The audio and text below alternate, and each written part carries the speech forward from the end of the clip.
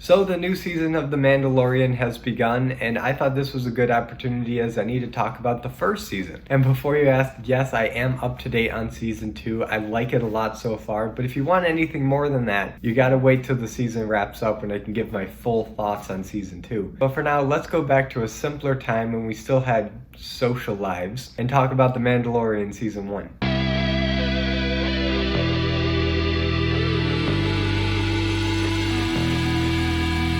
The Mandalorian Season 1. So The Mandalorian came out to Disney Plus in the fall of 2019, and it was a huge success, both commercially and culturally. Honestly, I think this show alone is why a lot of people signed up for Disney Plus in the first place. And it makes a lot of sense, because around this time, the Disney-led Star Wars movies were wrapping up, and they weren't really as good as they could have been. It disappointed a lot of people, including myself, and the only other place that looked like it was producing any good Star Wars content was the TV shows. So when people found out that Dave Filoni, the lead writer on Star Wars The Clone Wars, and hero among Star Wars fans, was writing for The Mandalorian, it was a match made in heaven.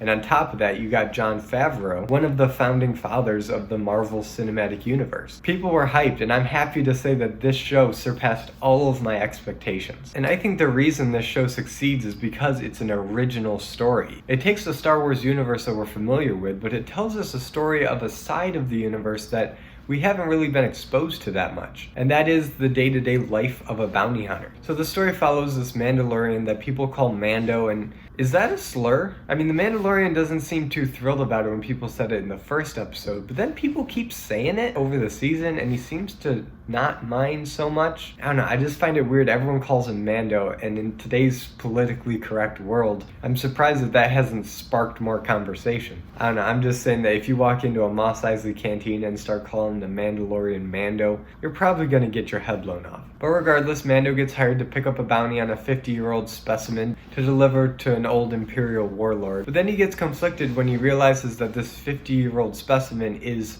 Baby Yoda, or the child, as he's officially called in this show. But we all call him Baby Yoda anyway, so I'm just gonna keep calling him that. But Mando sees Baby Yoda and realizes that he's just too adorable to kill, so he betrays the guild and the last remnants of the Empire, and now he's on the run, hopping from planet to planet, trying to keep the child safe. And because of this, over time, a very subtle and natural father-son relationship starts to form between Mando and the child. And if this setup and storyline sounds familiar, it's because it is. Jon Favreau and Dave Filoni pulled from some very interesting sources to craft this show. And ironically enough, it's the same sources that inspired George Lucas's original Star Wars, and those are westerns and samurai movies. The whole concept of a lone gunslinging bounty hunter going from town to town, picking up bounties. Nobody knows his name, but he's the best at what he does. You can start to see parallels from Clint Eastwood's The Man with No Name series, and before that, Kurosawa's Yojimbo. But The Mandalorian is so much more than just a gunslinger going from planet to planet. The inclusion of a child that he has to look after while he's doing his mercenary things comes from a very classic series of Japanese films called Lone Wolf and Cub, where you have this Ronin samurai character who has to look after this very important child, because if he doesn't, it'll be assassinated by the Emperor. But more recently, Logan adapted the same story where an old, weary mercenary has to care for this child who's the hope of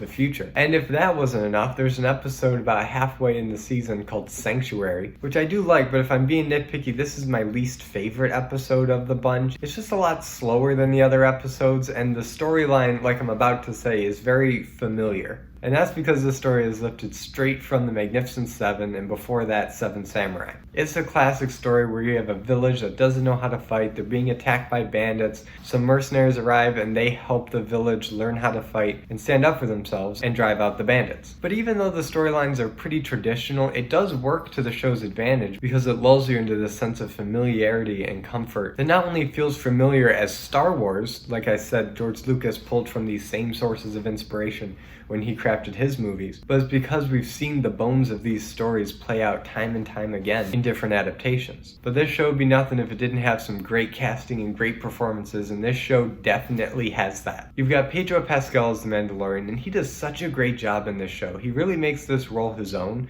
and he brings a lot of subtlety to it, which you kind of have to if you're working under all this armor and expressionless helmet for practically the entire season. But it's through this minimalistic approach that we really start to read into what Mandalorian is feeling in any given scene. And it really is a testament not just to Pedro Pascal, but to the editors and the directors, that they can get so much emotion across just between editing and framing, and again, the extremely subtle performance of Pascal that makes the Mandalorian feel like such a well-rounded character. And this is not the first time Star Wars has done something like this. At the end of Return of the Jedi, when Darth Vader redeems himself, you 100% buy the conflict within him watching his mentor electrocute his son. And that's done without any dialogue. The subtle turn of Vader's head, the panning of the camera, the music, all of that is plenty. And yes, I know that they have since put dialogue in, but I think that just proves my point even more, that you don't need a lot of dialogue to get across the emotions of a masked character. And The Mandalorian continually proves that. But now, you knew this was gonna come eventually. Let's talk about Baby Yoda. Now, Baby Yoda is just the cutest animatronic character that I've ever seen since Gizmo in the Gremlins movies. I honestly didn't believe that there could be a cuter animatronic than Gizmo, but dang it, Disney, you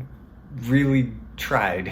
You may have given Gizmo a run for his money. But aside from the child just being the cutest thing that anyone's ever seen, he also is given a lot of personality. He's naive, innocent, new to the world, he wants to explore, he has a full range of emotions, sad, scared, affectionate, but he also shows glimpses of an ancient wisdom and morality, usually whenever he's connecting with the Force, that I guess is inherent in Yoda species. It doesn't pop up a lot, but when it does, it makes you start to respect a small, naive child. But this show's also got a slew of memorable side characters. You got IG-11, voiced by Taika Waititi, who started off as this really cool bounty hunter assassin droid that had very strict programming against being caught. And this show takes full advantage of what an assassin droid can do. You see him swiveling and pivot to shoot attackers. You see different parts of his body moving independently.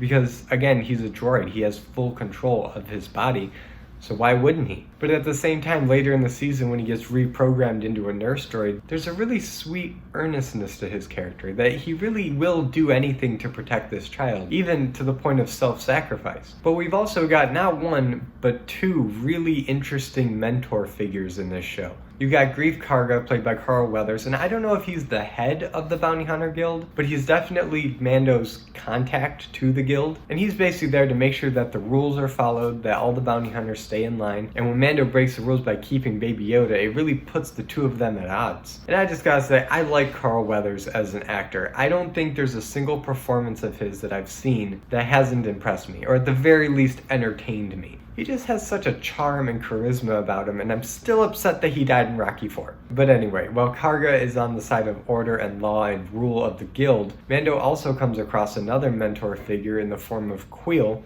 the Ugnaught. Ugnaught? The Ugnaught. You know, those short pig people in Cloud City? Yeah, he's one of them. And he's voiced by Nick Nolte. And Queel as a mentor figure brings the morals center. He's your Uncle Ben or Obi-Wan figure, and you should probably start getting some good life insurance before something bad happens to him. But we also get another interesting character in the form of Cara Dune, a former shock trooper played by Gina Carano, who definitely brings the physicality needed for her role. She does not mess around. When she needs to fight, she brings it. But what surprised me is that when she's not fighting, she brings a lot of personality to her character. She's not just some stock muscly character. She has a past that still haunts her, but she doesn't let that get in the way of her fostering a relationship with Mando and the child. And while there's no real romance budding between her and Mando, you do get a sense that she legitimately cares about him and wants to see Mando succeed in keeping the child safe. But if you want to talk about villains, this season ends on a big one. Because while for the most part the villains of this season have been pretty insignificant and are kind of the obstacle of the week, and they don't leave much of an impression, Moff Gideon is definitely a presence that you're going to remember for some time. The final 2 episodes of this season is the best that this show has to offer. As soon as Moff Gideon appears with his legion of stormtroopers, the stakes are higher than ever, and really for the first time this season you get a sense that